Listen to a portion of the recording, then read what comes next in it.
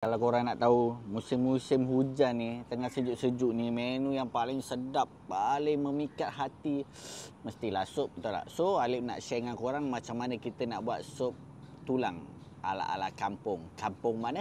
Kampung Danok. Alright, so kita akan letakkan air rebusan daging.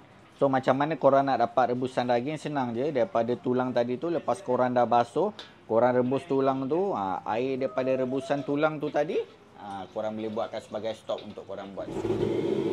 Kita akan masukkan sayur dia. Sayur dia ada tomato, bawang holland, cili api dan juga batang sup. Tadi adalah rebusan tulang dan juga kita letak sedikit irisan daging. So ni portion ni untuk makan sendiri tau. Kalau untuk di kedai lain. Okey. Letakkan 2 sudu garam, 4 sudu penambah rasa dan 1 sudu gula.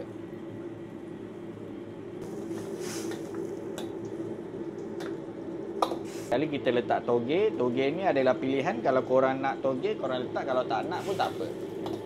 So dah siap dah kita punya sup tulang. Nampak?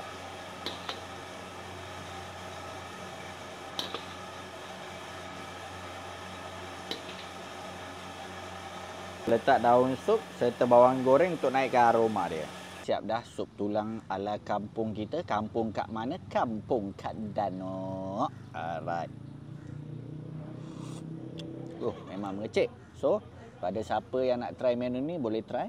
Siapa yang tak boleh nak buat, macam biasa, datang je kat restoran Jual Seafood kat Taman Kidara. Right?